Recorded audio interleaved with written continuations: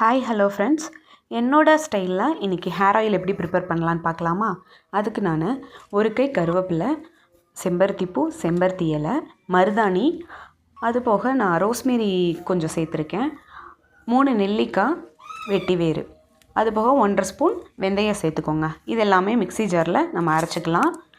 Mixie ஜாரில் அரைச்சது போக நான் நாட்டு மருந்து கடையில் கொஞ்சம் பொடியும் வாங்கி சேர்த்துருக்கேங்க. இதில் வந்துட்டு இந்த பொடியெல்லாம் சேர்க்குறதுனால ஹேர் க்ரோத்தும் நல்லாயிருக்கும். அதே மாதிரி இதில் நான் அவுரி இலைன்னு சேர்த்துருக்கேன். இது நிறையா பேருக்கு ஒயிட் ஹேர் சின்ன வயசுலேயே வருது இல்லைங்களா, அவங்களாம் யூஸ் பண்ணாலே வந்துட்டு நேச்சுரலாகவே பிளாக் ஹேர் க்ரோத் ஆகுங்க. அதுவும் சேர்த்துக்கலாம்.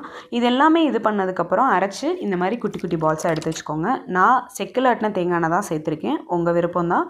அது போக நான் 4 விட்டமின் இ கேப்சூல் சேர்த்துருக்கேன். இது டோட்டலி ஆப்ஷனல், வேணுங்கிறவங்க சேர்த்துக்கோங்க, இல்லாட்டி விட்டுருங்க. எண்ணெய் நல்லா சூடானதுக்கப்புறம் அடுப்பை ஆஃப் பண்ணிவிட்டு இந்த எல்லாத்தையுமே சேர்த்துட்டு கடைசியாக வெட்டி வேரும் சேர்த்து ஒரு நைட் ஃபுல்லாக சோக் பண்ணி வச்சுட்டு மறுநாள் யூஸ் பண்ணிங்கன்னா ஹேர் ஆயில் ரெடிங்க. ட்ரை பண்ணி பார்த்துட்டு எப்படி இருந்துச்சுன்னு சொல்லுங்கள். Ta-ta, by.